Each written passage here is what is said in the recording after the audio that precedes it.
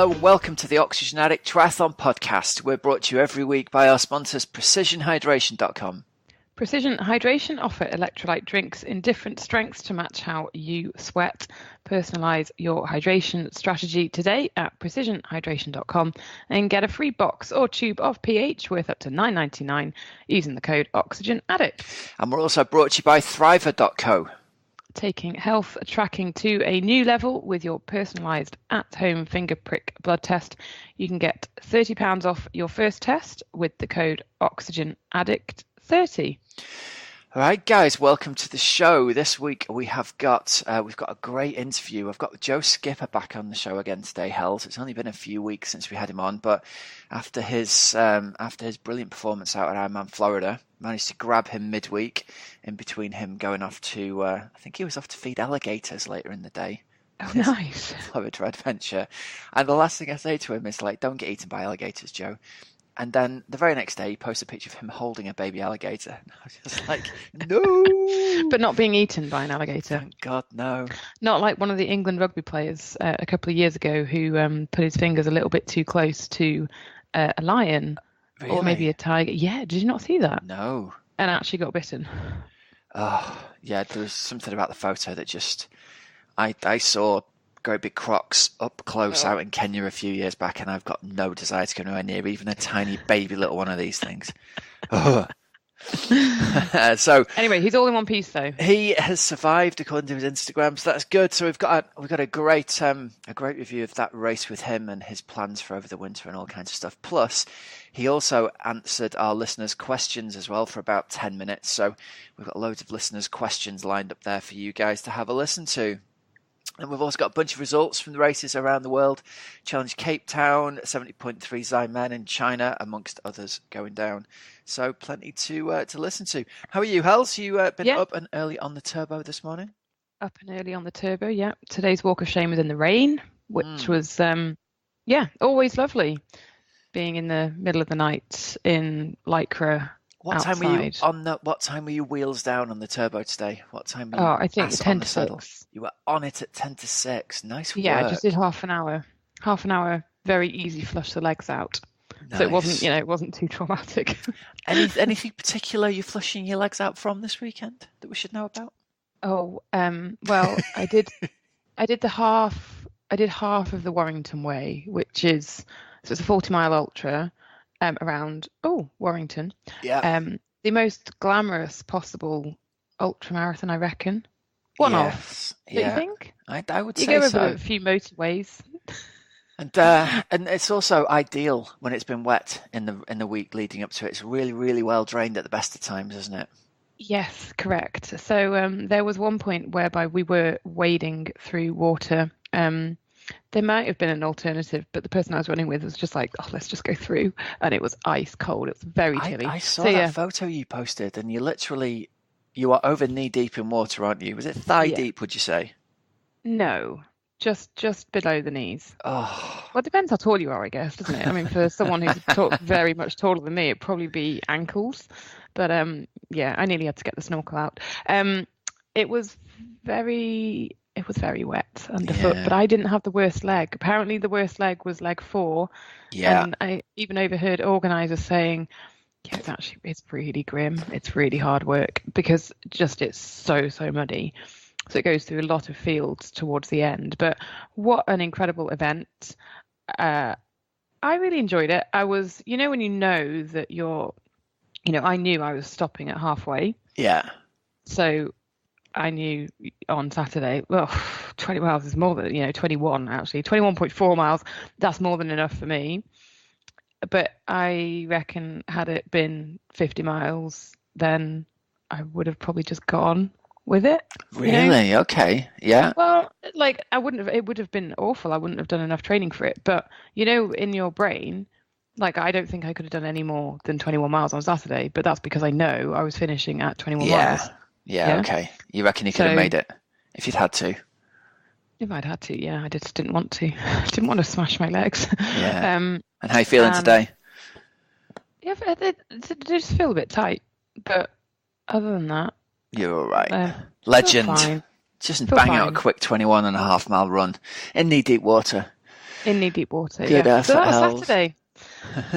And well done to everyone. What I did like, Rob, was that you could, you can either do the full thing, so you could do 40 miles on your own, or you could do it as a pair, which is what I did, or you could even enter it as a full and then switch down to the pair, which that's more what I did. Or you could do it as a relay as well, so you could have up to 4 members, and you each do around 10 miles. I think that's really, really hard on the people doing the full thing. If there's 4 people doing 10k and they go zooming off at 10k pace, 10 and you're miles, like, 10 miles, 10 miles. oh, Rob. 10 miles, sorry. But they Big go difference. zooming off still. It's like, oh, those fast runners. At least when I did an ultra, everyone was doing it, and the starting gun went, and everyone kind of looked at each other and went, after you, sir. No, after you. And we all kind of ambled away from the start line. There was no fast start to it. Oh, that's great. So, I was running with a lovely lady for probably about 17 miles. We were having a good chat. Isn't that what half it's about? And I did feel really bad because I was stopping at halfway and she was doing the whole thing. Oh, killer. Did she get there? Yeah. Did she finish? Yes, she definitely finished. Nice. Yeah, I looked her up on the results. Brilliant. Yeah. And that's a beautiful segue to take us into our results for today, isn't it? I think it is. Fantastic. So, results sponsored by our friends over at Precision Hydration. Get yourself over there, and remember you can get a free box or tube of pH worth up to $9.99 using the code OxygenAddict. You can take that online sweat test, which will give you a good lead as to whether you are a particularly heavy or particularly salty sweater. And if you are, you can even take an in-person sweat test where they will measure the saltiness and the volume of your sweat that comes out, and you'll have exact numbers for how much you sweat and how salty your sweat is, and you can then use their electrolyte sachets to exactly match how much sweat that you're losing or how much electrolytes you're losing when you're on there. So I know that I have to replace Hells over 1600 milligrams of sodium for every hour of turboing that I do this winter. Yeah. Been back on the turbo this week, Hells. What are you training for then, Rob? It's not been pretty. I'm just trying to get myself back in shape. It's been too long since I followed any kind of structure. So I have loaded my own training plan into Training Peaks, and it is making me get my backside working again. So it's been 2 proper FTP sessions this week. The test is this week. I haven't done the initial test yet, so that's going to be ugly. That's staring at me on Tuesday. But I think that I've got the number about right. I took a kind of rough rule of thumb and took 10% off the lifetime best FTP and thought, that'll do to start with. And I just about got to the end of the second session thinking, oh, that'll do for now. So test day this week for me. Had the old pH loaded into the bottles, and it's been good actually, because I know that if I don't have the pH in the bottles, I get those, the little twingy calf cramps that people get occasionally. Yes. That's it for me in the night, every day, if I'm not taking the salt tablets and not taking the sachets. And I've been good so far, so fingers crossed, back on it. Fingers crossed. So, first race we're going to talk about, Challenge Cape Town, the half-distance race. We had a win for, now how's this for a nice tie-in, PH-sponsored athlete Emma Pallant took the win in 4:14 at the half-distance race there in Cape Town. She's had a great season, Rob. She has, hasn't she? Yeah, she was rocking the old PH trucker cap in the finish photo that I saw, and it looked like she killed it on the run again, didn't she? She did a 1:20 run. Yeah, very impressive. Yeah, to take the win in 4:14. So yeah, really fast racing from her. And then Anna Watkinson was second with a 1:26 run, and then Sid, she had a really good bike and a solid run as well, and finished in third. Cool stuff. On the men's side, it was, I'm going to let you do the accent, Hells. It was a win for Pablo de Pena Gonzalez took the win after a 1:11 run, so nice, good run leg from him. And then Stephen McKenna was second, and Matt Troutman of South Africa was third. Sounds like everyone's saying positive things about the race. I think it's a new one, isn't it, down there? And everyone was saying stunning scenery, great run event. I've never been down that way, but it looks beautiful. From photos that people were putting up who were down there, yeah, it looked great, and it is. I mean, you can't get much more of a. I think Cape Town's quite. Iconic backdrop, isn't it? It's so iconic. It's a bit like Rio and things like that, isn't it? With just that glorious sort of topography, and it is cool, and it is. I've not been to Cape Town, but yeah, it would be pretty ace to go riding around there, wouldn't it? Yeah, sure would. I love that. Quite fancy it, actually. Some of my list of places to visit and race in. As is actually, do you know what I was thinking this the other day? Go on. I used to, when I first graduated as a teacher, I was like boarding with another teacher at the school, and she was like a world traveler, and her house was full of. She did a year in Kenya, and she'd done a year in China, and I always had this like, wow, it'd be amazing to go and visit a place like China. And she was always like jetting off with her husband at half term to go to China for a week and Oh, have an adventure. She was awesome. So love to Maggie and Bob if you're out there listening, which they won't be, of course, but they were just brilliant people. And yeah, all these races in China have made me look at them and go, God, it would be ace to go out there and do a race, because there's getting more and more of these 70.3s out in China. I think there's 4 on the calendar now and 5 for next year. oh, you're So tempted. I am actually, yeah. I was sitting down and doing a bucket list the other day and thinking, where would I like to visit? I've kind of ticked off bucket list version 1.0, and it's like now I'm into middle age. Where would you like to go and see? And it's not about going super fast for me anymore, but be a good excuse to go out and visit a new place. And China's definitely on the list. I'd love to get out there. So, Interesting. What's yes, top of the bucket list, Rob? Hawaii.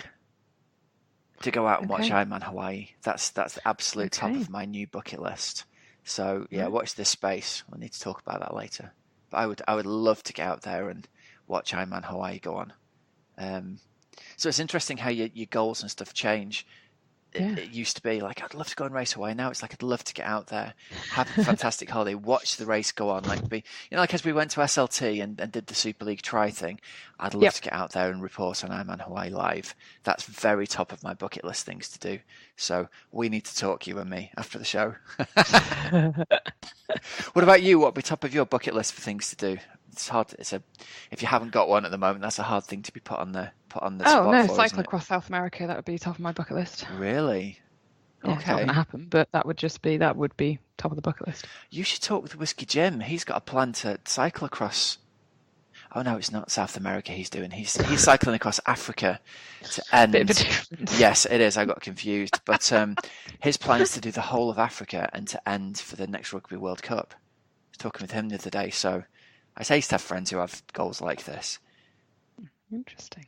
Be nice. Anyway, 70.3 Zymen. I'm going to say that and hope we've pronounced it correctly. Any ideas whether that's right or not? It sounds great. Sounds great. Perfect. So, interesting tie-in here with the old Super League try thing. It was a win for, as we heard pronounced 1,000 times, Unreal Martin Van Riel.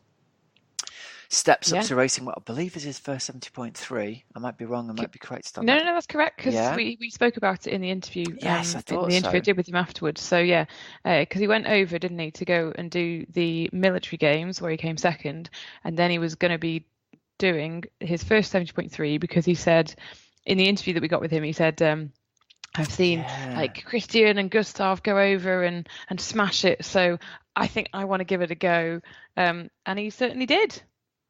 What a way to do it as well. 3:44. Storming performance by him.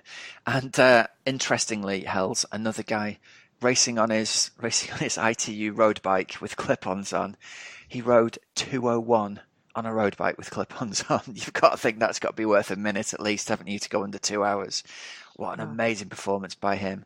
So That's quite he cool. takes And he the did win. say in Super League, Robbie, he was saying that the bike is his strong point. Yeah, well, obviously. Yeah.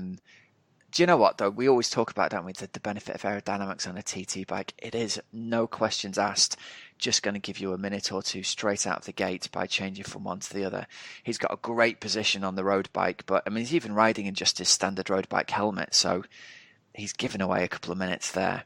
Storming performance to go 2:01. I'd love to see him, go fully decked out in the kit and see what he can actually do. And takes the scalp of Josh Amberger and Tim Reed as well. So it's not like it's a soft race with no decent athletes racing. No. He said, yeah, boy, super happy to take the win in my first ever 70.3. Honoured to share the podium with 2 long distance legends. Yeah, basically he's very, very chuffed. Love it. It's got a bright future, and it's great to see that there's a shift happening at the moment, isn't it? With a lot of these top level ITU racers stepping over, racing 70.3 and proving that they can not only mix it with the very best, but they are the very best at that distance as well. Yeah. Good. I'm loving it. It's like the good old days when all the best racers would swap and change around distances. And I can't wait to see these guys decide they're just going to have a go at an Ironman, as we talked about with Gustav and with your favourite Norwegian, and see what kind of numbers they put out over that distance. It's going to be an exciting year. Love it. I think so. And then someone else, Rob. So sorry, did we do 1, 2, 3 then? We did. We got them down. We did. Great. So then I was going to say someone else who was making their 70.3 debut was Ashley Gentle in the women's race, who has just come off the back of the win at Noosa, and she absolutely smashed it as well. Yeah, 4:16 for her. So again, like that 30-minute difference, very fast race on the men's side, a very fast race on the women's side. She's shown again that she can just transfer over. Brilliant stuff for her, taking the win from Leslie Smith and the UK's Frankie Stanjana there in third place. Yeah, definitely. And she said that was going to be her last race of 2019. Great stuff. Okay, so we've got a little bit more racing we're going to talk about later on in the news section. But for now, let's shuffle over to Coach's Couch. Let's lay back on Coach's Couch, Hells, make ourselves comfy. Question this week from the Oxygen Addict Triathlon Community Facebook group from Gary Doyle. He says, I need help again. I'm lost again. What should an average week look like at this time of year? I'm doing an FTP builder program at the minute, but it's taking up a lot of time. It's 4 sessions a week. I don't mind the sessions, but I feel everything else is suffering. I think I've burnt out a few times from trying to do too much. So Gary's quite a frequent poster in our group, so we're back and forth with him a little bit to get a bit of information. And the background on this is he says he's got about an hour a day to train. He's got a little bit more time at weekends. And what he's done is he's gone into one of the popular trainer programs and just downloaded one of their plans, and it's gone, right, you need to ride 4 times a week. And obviously he feels like his running and his swimming he can't get the time to fit it all in. So the advice to Gary and the advice to anyone who's in a similar position and feeling confused is that we don't think you do have to be doing 4 rides a week. If you've only got the time to be riding an hour today, let's try and get you a balanced plan so you're training your swim and your run around these as well. Obviously, the FTP Builder Focus is a great thing to do at this time of year. And for context for listeners outside of the UK, we're going into winter here, so we've got this winter phase. So Gary, what I've said to do is concentrate just 2 sessions a week on your FTP builder. So 2 concentrated sessions where you're doing intervals at or around FTP, 1 longer ride at the weekends, and that still leaves you time to do 2 or 3 runs a week, and also 2 or maybe even 3 swims a week, and have a nice balanced feel to your training. Even though you are putting all of your intensity focus in on the bike, you can have you've still got time for 3 easy or steady runs a week. Put all your intensity onto the bike so you're not getting worn out, and focus on your technique and skills building on the swim. And then that way you're not going to get that I've burnt out feeling because you're only using your intensity on the bike. Everything else is still getting trained, but your overall system's getting trained, focusing mainly on the bike. And then for everyone else listening, if this strikes a chord with you, you can find out how getting coached by Team OA and how the time training system works for you. Just book a call with me through through the link in the show notes. You can have a chat with me over Skype if you're interested in a bit of coaching. All right, Hells. Let's take us over to our interview of the week. This week we've got Joe Skipper on telling us about his race at Ironman Florida. Joe, it's a pleasure to have you on the show. It's excitement to have you back on the show. I think you were only on 3 weeks ago after Kona, weren't you? But we couldn't miss up this opportunity. Yeah, it's just after Kona. Yeah, I remember because I was laying in bed, weren't I, like the day after, and you got me on. I was just listening to it just before this, actually, and I'd forgotten it was so early in the morning. And at that point, like I was asking you stuff about the race, and you didn't know what had happened because it was so close to the race still. I was like, were you surprised when you catch Brownlee? And you were like, did we? I didn't know that even happened. Yeah, because I punched it on the bike, so just before the end, didn't I? So I never actually realised the group caught him on the bike, because we at that point when I punched him, He must have just been out of view, because I couldn't see him, but they caught him apparently just after that. So yeah. It's funny, and it's funny to be able to, like, the world's so small, isn't it? You can jump on Skype and talk to somebody 12 hours after a race has happened, and the interview's out an hour later. It's great that it works like that. Yeah, and most people anyway would say that I sound confused in normal life, not let alone in the morning. That's not very kind of them, though, Joe. We've just been discussing, haven't we, before we came on air, how you've had to treat yourself to a $10 coffee machine while you've been over in Florida. Yeah. This we're having a bit of a holiday afterwards, but the place we were staying at didn't really have like any coffee machine, so we just went out quickly, and like it was the downstairs as well, when you get the breakfast included, but it's on like disposable plates and stuff. So we went to Walmart and just bought some normal like cutlery and like stuff. So God knows what they'll think of us when we go walking down, taking our own like cutlery and stuff down there, or they're all eating their like disposable plates. You'll have to go down and say, right couple. Do you not know who I am? I'm Joe Skipper. I'm get this, because you can actually say, man, I am the fastest human ever on the land portion of an Ironman ever. How good's that? It'll be better when I become the fastest Ironman, including the swim. Love it. Good lad. That's the attitude. Right, so listen, talk me through it. I've got the splits and stuff up here on the screen because I know how much it annoys the statos of our audience when I get things wrong. When I'm out by a minute, I get loads of abusive texts and tweets saying, he didn't do that, he did this. So sometimes I do hear you say that, Rob, when I'm out riding or something like that, and I'm like, no, it was definitely this time. Like, I'm one of them people when I love it. When I hear you say that, like... Well, there we go. It's no disrespect, man. It's just that I cannot remember numbers. So I've got them up in front of me. Here we go. Because I even got your swim time wrong when we were talking about your race the other day after Florida. So 54.18 on the swim, 4:05.51 on the bike, and 2:39.01 on the run. That's ridiculous. Well, I only just held on as well with that. It wasn't even like I didn't even know I had the race won until just before the end, because Ben, who was second, pushed me all the way. He really did, didn't he? Yeah. Yeah. Were you getting updates out there as you were running? No, I wasn't getting it. I wasn't. Well, Laura was giving me them, but because it was only 2 laps, I only got a few. But that was the only splits I got. And the guys who were on the motorbikes, they wouldn't give me any splits. And I said, come on, the guy behind me, he's going to be getting loads of splits. But yeah, they wouldn't really give me anything. Oh man! So you had no idea either. No idea. I had a kid who shouted that he was like right behind me towards the end with about 4 miles to go. We got it down to a minute 40, and it had been hovering around 2.5 minutes for quite a while, 2 minutes. So I was like, God, he's just took a big chunk out of me. He's obviously still running the same speed. And then I thought I upped the pace, and then about 2 miles later, or with about 2 kilometers to go, a kid said, he's just behind you. I said, oh my God. I said, is he there? And to the guy on the motorbike, I said, is he there? Can you see him? And he like shook his head, like, yeah. And I thought, oh my God. I thought, where's he come from? So I said, and then about literally 30 seconds later, a spectator said, 20 seconds. And I thought, God, like 20-second gap now. I was like, God, I'm going to have to sprint for the last 2 kilometers, like try and give it absolutely everything to hold on. Yeah. But I didn't want to look over my shoulder in case he was there. So I was giving it everything. And then I had like a little look with about 500 to go, and I couldn't see him. I was like, oh, maybe he's 20 seconds behind me still. No.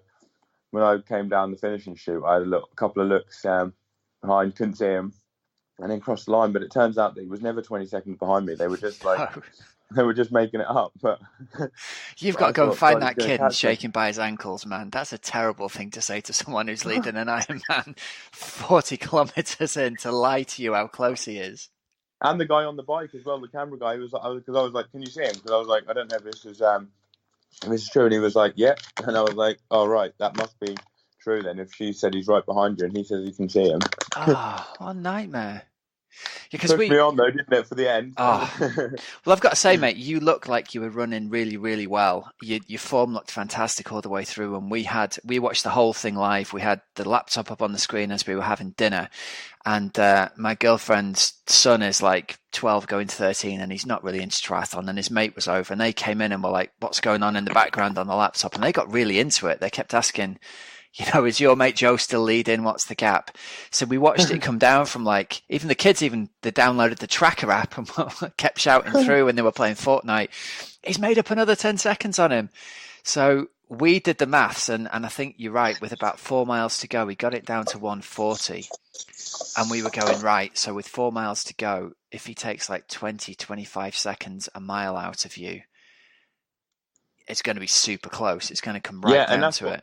That's what I was doing in my head as well, the maths. And I was like, 25 seconds a mile. I was like, God, that's not even a safe bet. Because if he ups his pace by 5 seconds a mile or 6, and, you can easily knock off like 10 seconds a mile, can't you? Because you're like fading.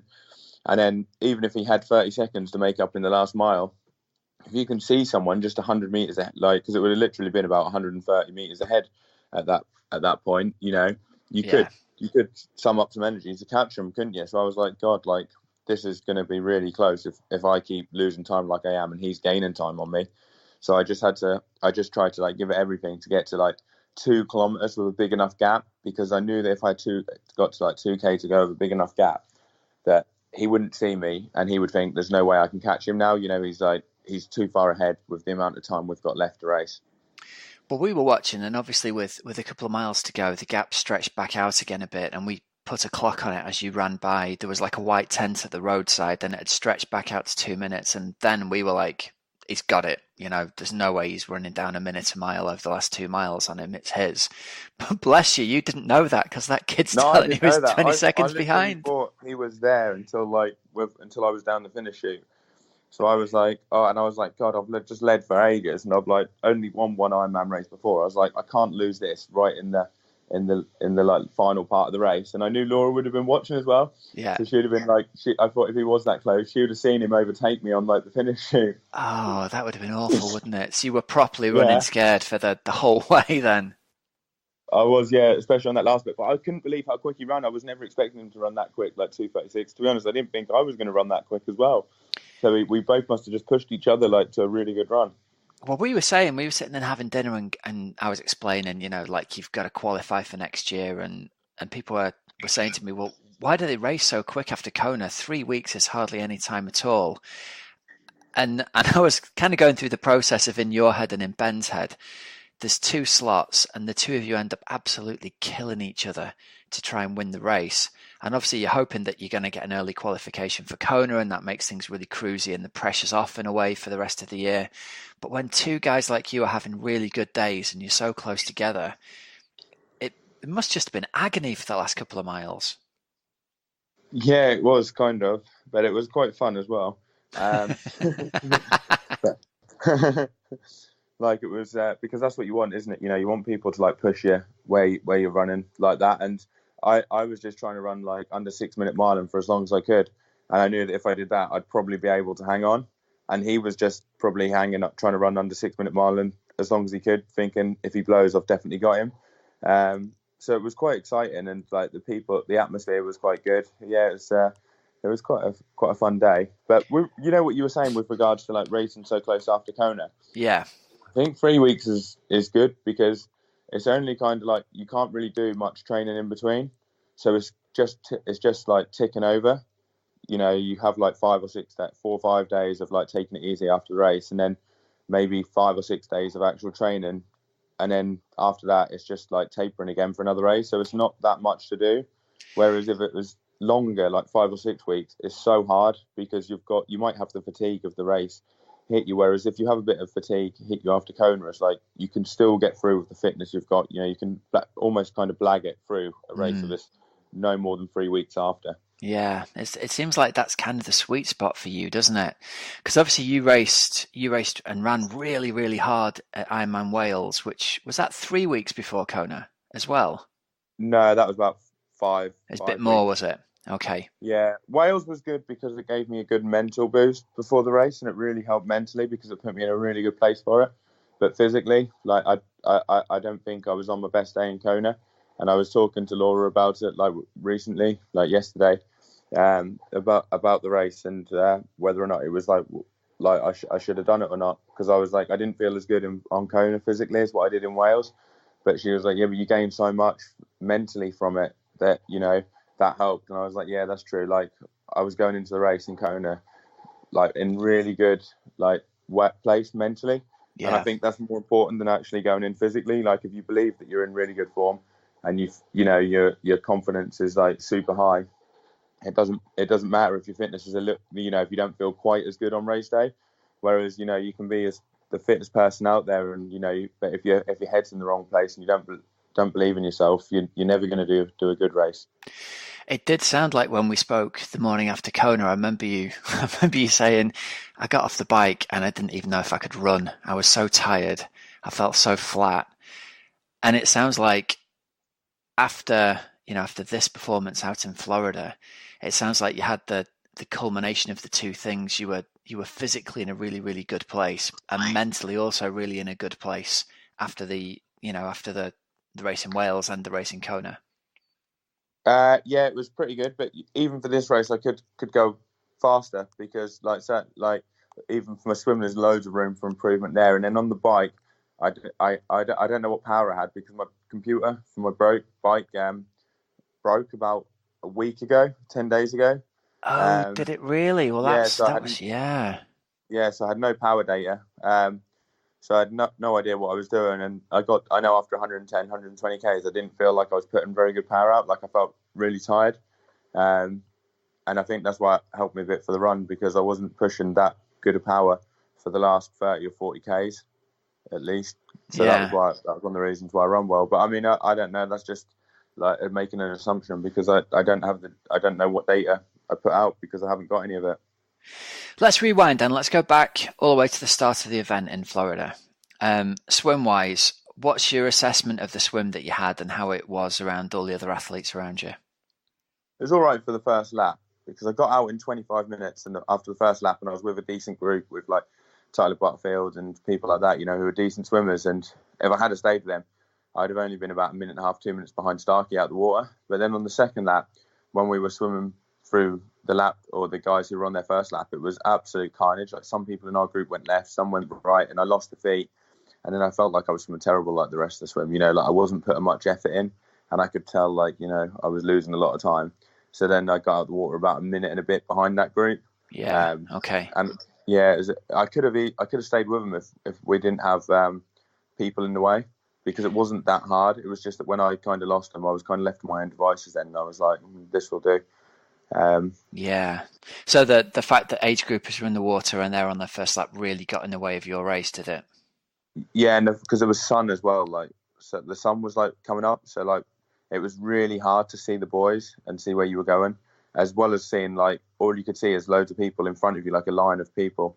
So you were like, God, I don't know if the boy's this way. I'm just going to have to take a guess. And you were almost swimming through where the age groupers were.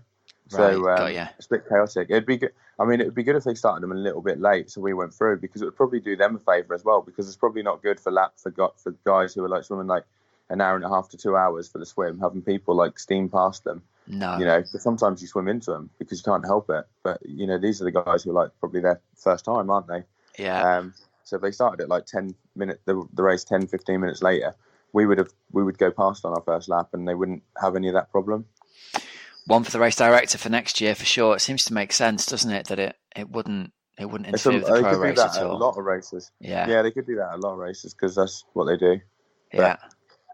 Yeah, I mean, but that was just what happened on the swim, and then on the bike, I just got out and just pushed it pretty hard. I just thought I'm just going to get stuck in from the start. So you had no power data. Did you have any sense at all of how fast you were riding, other than I guess you were passing the guys who swam a minute or so in front of you, and you were past that group relatively quickly, I'd imagine? Well, to be honest, I just go by perceived effort now, and I've been doing that for quite a while this year, from about June onwards, and that since I've been doing that, I've been racing a lot better. So I wasn't really that. But the only annoying thing about not having the power data is because I'd liked it for my own like training and stuff like that, and to see what I did after the race. To see look back, what it is afterwards. Yeah. In actual terms of like racing, it wouldn't have mattered anyway because I wouldn't have looked at it. I just go by effort. So I just go at what feels like a hard effort, but not like really hard, just where it feels like quite hard. Where you think, God, like this is not that nice a pace. And then I know I'm going like a pretty decent rate. And if I keep that effort going on the bike and then I get off on the run, it'll feel pretty bad starting the run. But I know I can run because I've done it before. What's led you away from using your power meter in races then? I think it was like a mental block that you end up settling for a certain power that you've done before, and you almost end up staying in your comfort zone, and you don't push yourself out of it to try and like better yourself. You know what I mean? To like hold better, like higher numbers and do better. And you look at it, and even if you're in better form, you look at it and you think, oh, well, this is what you don't consciously say that, but I think your body thinks, this is what you normally do for an Ironman or for a half Ironman. So this is the kind of pace you should go at. It all started because I was doing terrible half Ironmans, and I thought I'm going to have to try something different. So I just raced it without the power meter. Like, okay. Unfortunately, it was when I had an injury, like this year. So like it was right when the injury came on, like that week. So I got off the bike in second place and biked the same as like Peter Heinrich. Whereas 2 weeks before he'd completely like blew me away. And then like I could have had a good run if I had been able to run. So I was like, well, it obviously worked, not looking at it, it was like a big, it made me race a lot better. So I did it in the full distances as well, like Wales. After that, I felt like I had a great race in Wales. My power was really good. So I was like, not looking at it is probably actually helping me. And you just become more in tune with your body as well. You carry the speed a lot better. Whereas I think sometimes when you look at the power, you almost become a bit robotic, where you like, you don't race the roads and stuff. You just like think, oh, I've got a whole 300 watts or whatever, and you just hold it all the time. Yeah. Okay. So it's almost a thing that ended up dictating to you how you should ride rather than the other way around. And I suppose when you're right at the very pointy end of the field and trying to race, making use of the conditions on the road is really, really much more important than holding consistent power and heart rate like it might be for an age grouper. Yeah, even for an age grouper, you get to know the feel a lot better and you become way more in tune with your body. So like it's definitely worthwhile trying, and you can always keep the power data as well. So you can have a look at it after the race and see if it was, when you evaluate the race, you can always see then, did it work out? Like, was it beneficial doing it or was it not? I love that you're always experimenting, Joe. I think it's great. I think the breakthrough performances that you've had have always come when you've tried to do something different. And well, let me ask you this: Did you have any idea how fast you'd ridden? Did you have time on your watch in front of you as you were riding, or were you completely blind? No, I had time. Okay. Because I thought, like, if they haven't got markers out on the course, I'll have no idea where I am. So I had time and I had distance. Like just no power data on my Garmin, yeah. So it was just like a running Garmin that had like cycling mode, like one of them really cheap ones that won the first generation kind of one. So I could see like speed, distance, and time. So I knew what kind of speed I was going, and I knew how far I'd done. Did you have a sense of like passing through the field as you were going and how far you were behind your competitors? At what point did you realise you were on a really good ride then? About an hour and a half in, when I'd gone past like quite a few people, and I could see people in the distance, but I was catching them really quick. So I was like, I must be going pretty well because these are decent guys, and I feel like I'm catching them pretty quick. So I thought after about an hour and a half in, I thought I must be on for a good one. There was a shot on the TV that they maybe used as highlights, even where I can't remember who it was you passed. It might have been even Ben Hoffman. You went by him and you kind of looked over at the camera and gave it a massive thumbs up. And it just looked like you were having loads of fun as you were riding. I remember thinking, I bet Ben Hoffman's really annoyed that you've just gone by him like he's standing still and then give a big thumbs up to the camera. Yeah, it was a good laugh out there.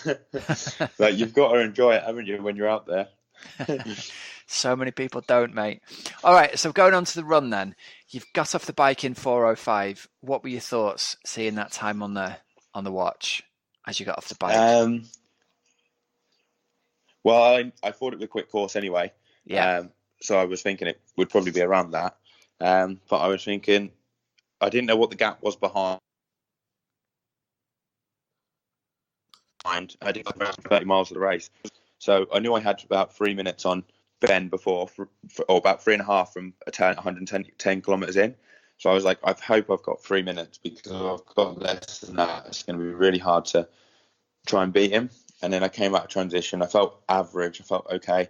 And I thought Jesper Svensson was in front, actually. I thought it was going to be tough to catch him because he's pretty decent. I mean, he was second in Roth last year, and he was 3.5 minutes ahead of me. So I thought it was going to be, when I saw Laura and she said, "Oh, Ben's 6 minutes behind." So I thought, bloody hell, like, I could have this then. I thought, like, that could be him out the picture. And then she said, and then I saw Jesper Svensson was like, well, she said he was 3.5 minutes ahead. I thought that could be pretty tough, because I thought if he runs 2:45, I'm going to have to run under, I'm going to have to run around 2:41 to catch him. So I was like, cool, this could be pretty hard. And then got to about 6.5 miles in, and I saw he was about 2 minutes ahead then. So I was like, I'm definitely catching him, because I knew that I could pick the pace up. And then I saw Ben was 2.5 minutes, something like that. And I thought, God, Laura must have got the splits wrong. She must have been 3 minutes. He started 3 minutes behind me, not 6 minutes. Yeah. And then afterwards she was like, no, it was definitely 6 minutes. And on the tracker it said 6 minutes. So I was like, bloody hell, like he must have absolutely annihilated that first bit. He must have took like 2.5 minutes out of me, 3 minutes in 6.5 miles. Yeah, and you were running 6 minute miles at that pace as well, weren't you? Yeah, I was running just slightly over for the first 5 miles. So he was probably running like 5:30s for the first like 6.5 miles. And then after that, we kind of kept the gap for 2.5 minutes until basically 19.5 miles. When I got to 19.5 miles, he was down to 2:15, something like roughly around that. This is just what I worked out from like getting a split. Yeah. So I kind of thought I should have it now, but then when I got the splits on the way back, and it was coming even more, that like I said earlier, I was like, God, I don't even know if I am going to get it. It was brilliant racing, man. Is that your fastest run ever? Yeah, kind of. Like, I've done a 2:38 in Roth, but it was a bit short. It was about 400 meters short, whereas this one was like a really low 2:39, but it was bang on distance. Like, I've got it on my Strava. Yeah. So quickest pace, it was like, I think it was 3:46 kilometer pace, this one. So yeah, definitely my quickest run. I'm just gutted you couldn't lift the pace by 2 seconds, mate, and have a 2:38.59.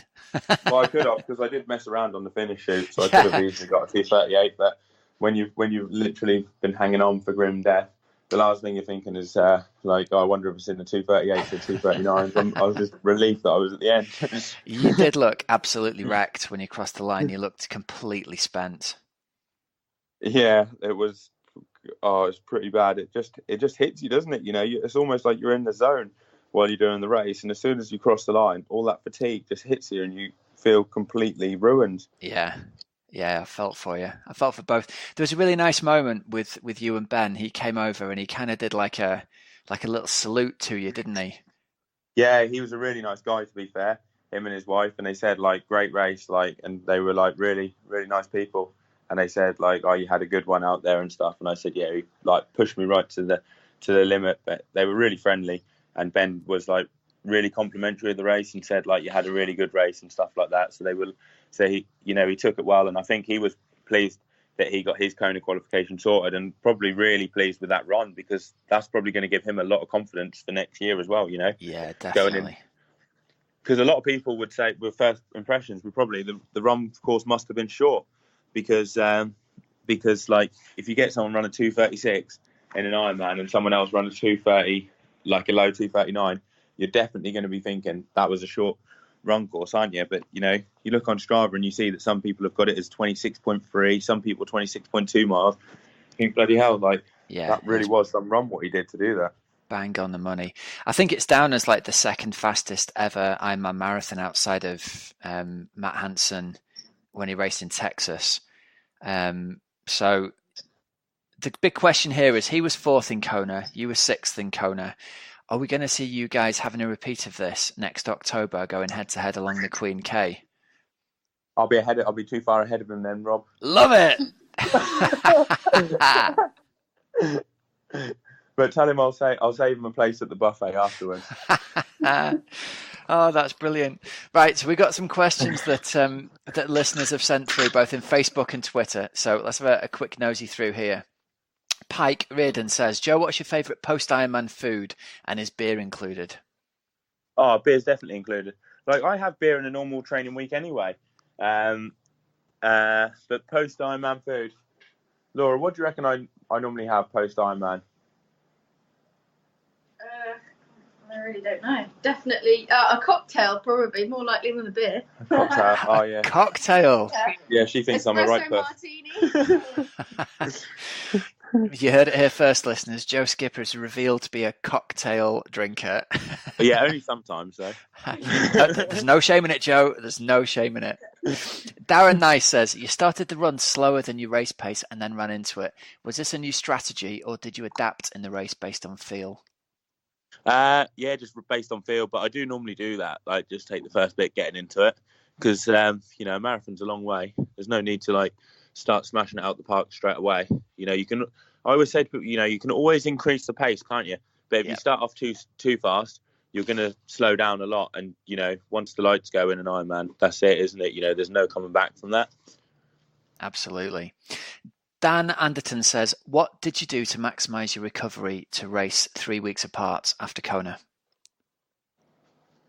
Just eat good food. So not eating crap, eating lots of healthy, well-balanced food.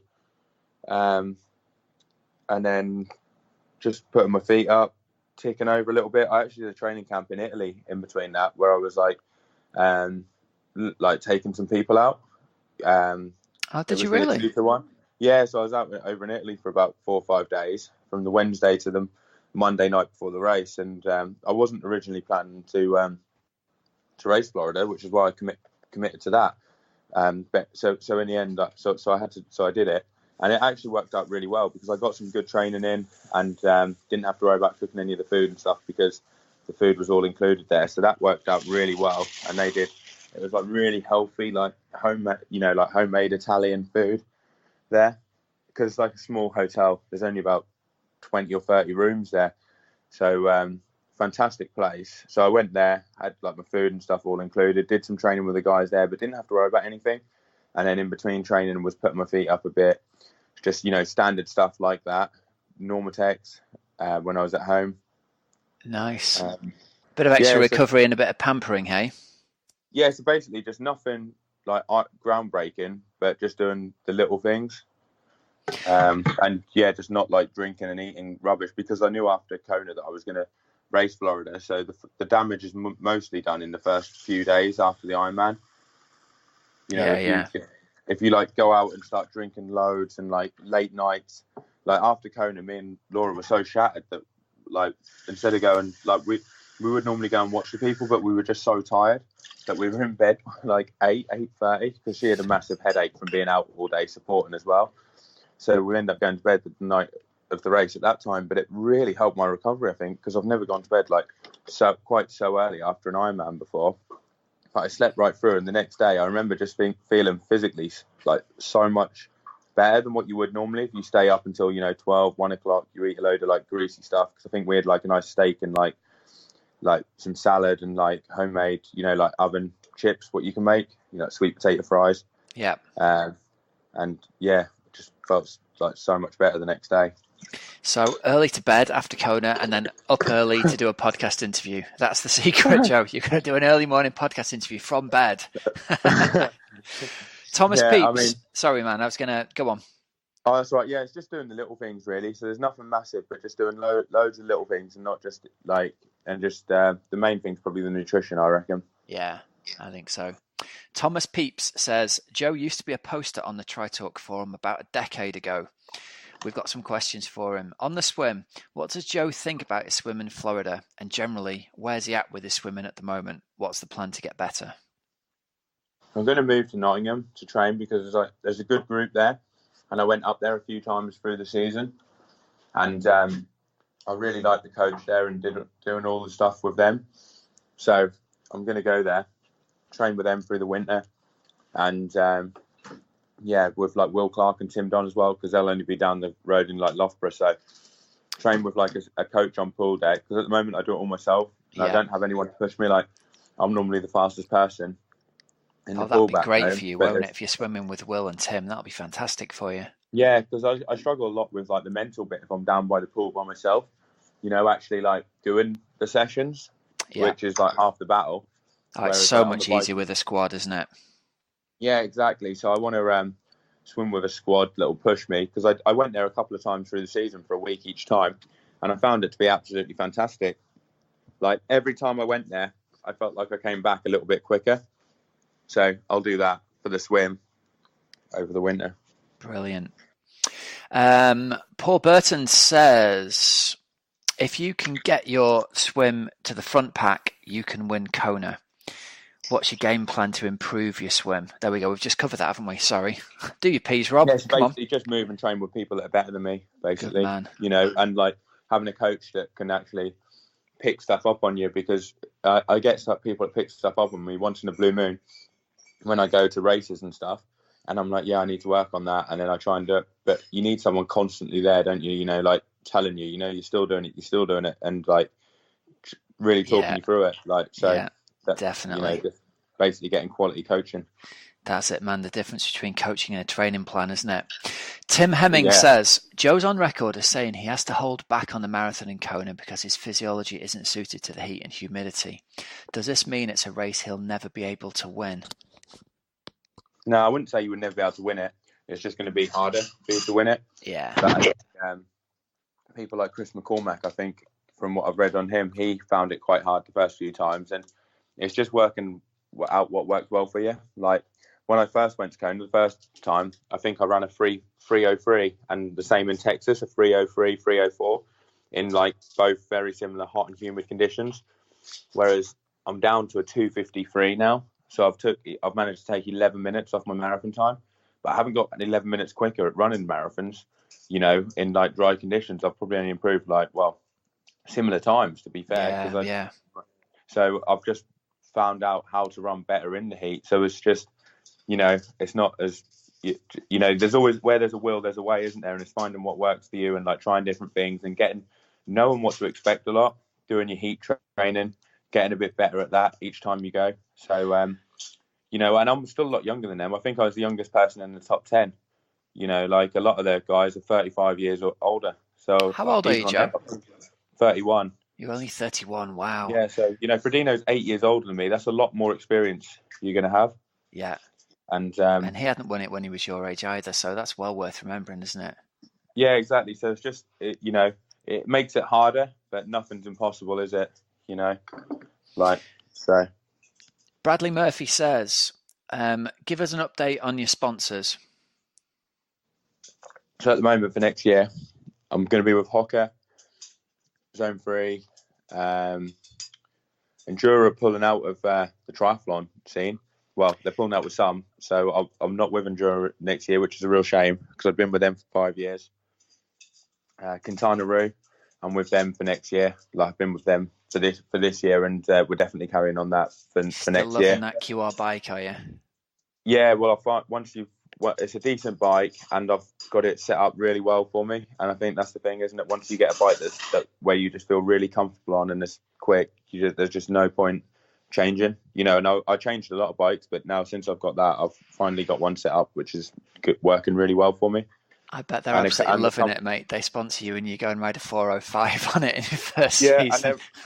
They must be loving it. Yeah, he was there as well. He was there. His wife was racing. Brilliant. He's so into the sport. He was there and he was cheering me on in the race. And the thing is with QR is when you go to loads of the races around North America, they have QR stall set up at the expo. And you can take your bike in and they'll give it a complete setup and everything. Like, they'll even make some of the people's bikes. And when I was there in Kona, Pete Hurley, the owner of the company, was at the entrance to the transition. And everyone that came in he shook their hand and said, "Thanks for riding the QR. You know, is everything all right? Do you want us to go over your bike?" You know, how many top people of the companies would be there shaking like everyone's hand who'd brought a bike and asking them if they had the mechanics next to them if they needed any help as they went into transition before the race. That's amazing. That's the kind of people they are. So you want to work with them. Yeah, good stuff. Go on, sorry. Tough though.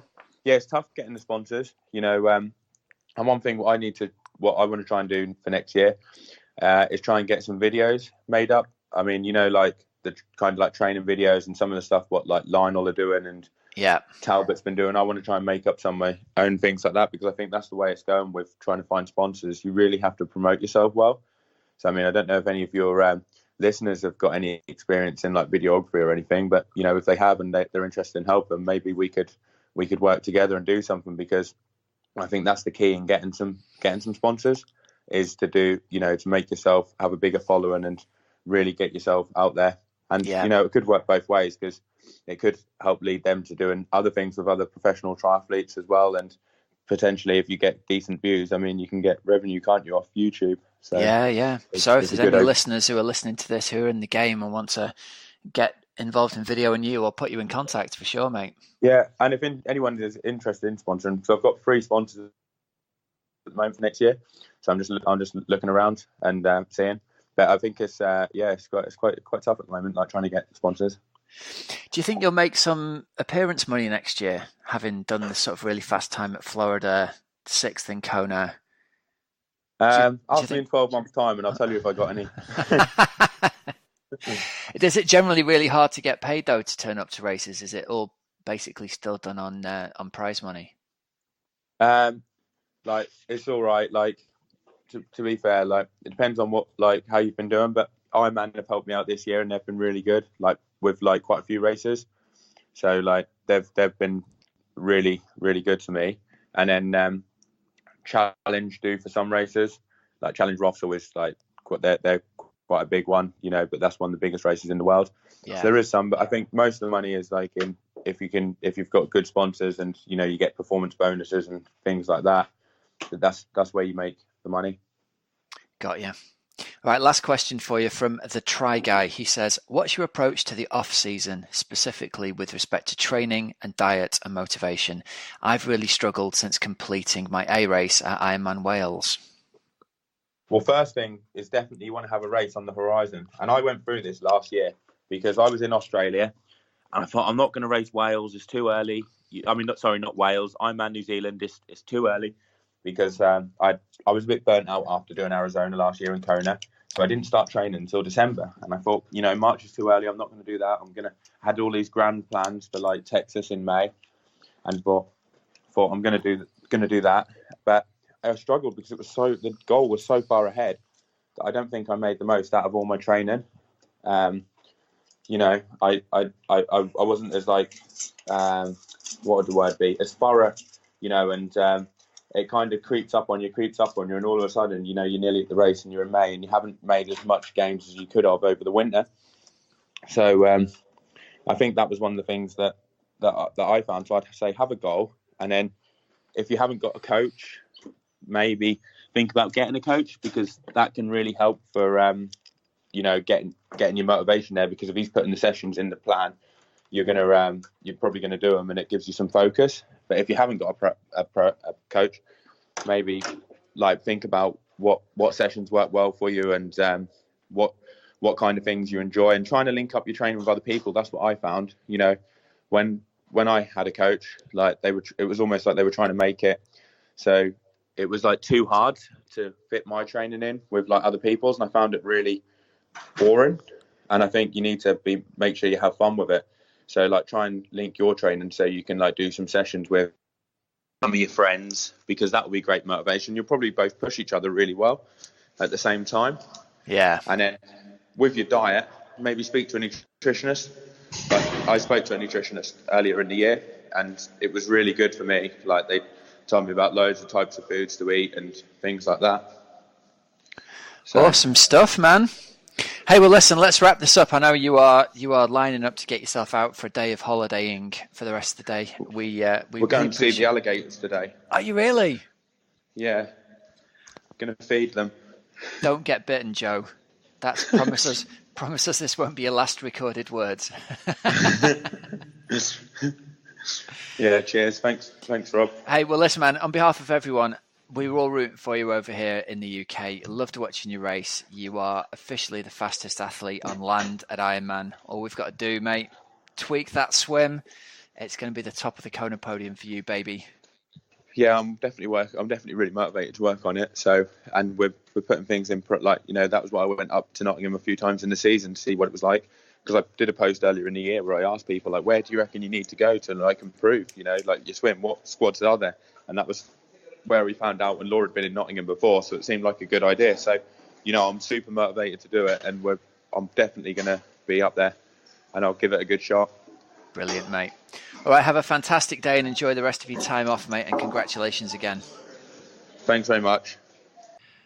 So I think it'll be very interesting for his competitors to hear about Joe's approach over the winter. He's moving house, he's moving up to Nottingham to go and train with the swim squad on a daily basis.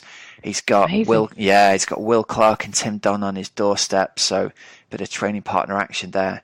And we were saying before the show, weren't we? We think that'll make all the difference to him being in a swim squad environment.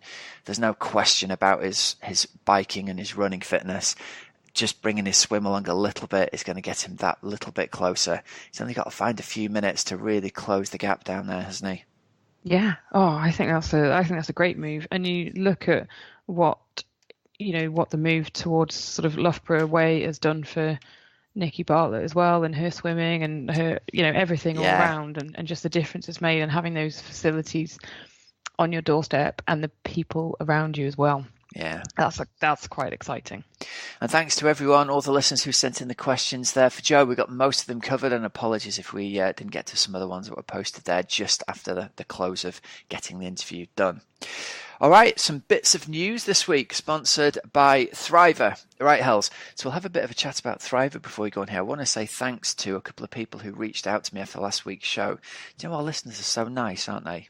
Yeah. A couple of people reached out to me and said, I've heard you struggling. You've had the tests done. You've been to the GP and it wasn't a lot of help.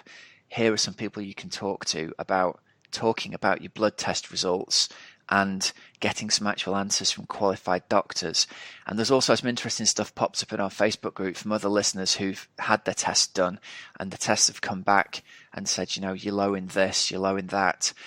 The first thing I want to point out is let's just make sure we know where we're getting our advice from, because the internet's a great place and everyone's got some knowledge and we just don't know what people's backgrounds are sometimes. So just make sure with stuff as specific as this, when you're talking about blood test results, see a qualified doctor to get advice on it.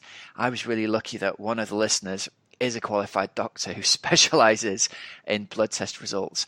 And he said, send over your stuff to me. I'll have a look at it and get back to you. So next week, we're going to have an update on what he's actually said, because I think it's going to be super interesting for the listeners to hear about what a doctor says about these results and how we can. I'm going to use myself as a bit of a lab rat and get an update on what the tests say and what we can actually do to make some changes there.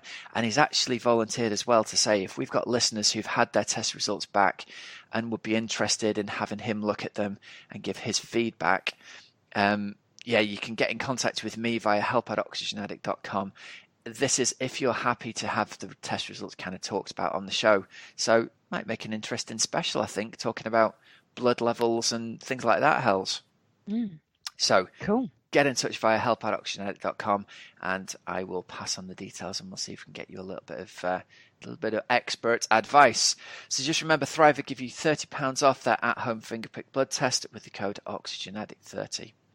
Right, Hells, something I noticed here in the WTS race down in Santo Domenico this weekend, Cam Worth put himself down on the start line and had a crack at ITU style racing. Did you see this? In the World Cup. The ITU World Cup at Santo Domingo. Yes, I did. I had seen that. Very much a focus for him to try and bring his swimming on. I think he said, I'm going to go out and get my backside handed to me and just try and bring my swimming on. Yeah, I think he said that, hasn't he? That he's just like, it's going to be a smash fest and things like that. And then afterwards, he said, sometimes you learn and other times you simply get your backside kicked. massive respect to Matt McElroy for the win. And thank you for not lapping me, he said, on the bike, the swim, or the run, which allowed me to finish the race. Sorry, I just said bike, then swim, then run, didn't I? I got a bit confused. Swim, bike, or run, which allowed me to finish the race. Nice way to end my season and be reminded how much I've still got to work on. #inspiration. Time for some rest with more motivation than ever to work on those weaknesses when I return. Now, I saw a photograph taken. It was one of Tommy Zafiris' great photos of him, of Cam getting back into the water, and he actually wasn't that far off the back of the main pack getting into the water for the second lap. There was maybe 50 meters in it. So it's one of those things, isn't it, where that's, it's the business end of 45 seconds after half a lap. Can he make that pack and sit in there, and then could he have possibly been considered for a domestique role for the Olympics? That was the chat on the forums. You just don't know what's going on there in the background. No. I'd be very interested to know whether, because obviously that would be having Cam's bike power in the pack for the Australians to potentially pull somebody back up as a domestique in the Olympics. It's an interesting kind of like, let's get in there and see where he is relative to the field thing. We don't know whether that's the case or not, but hopefully we'll be able to find out if we can get an interview with him soon. Watch this space, listeners. Bit of a teaser there, Hells. Oh, good. You got him on? Yeah. Couple of weeks' time. Watch this space. Very excited. Cool.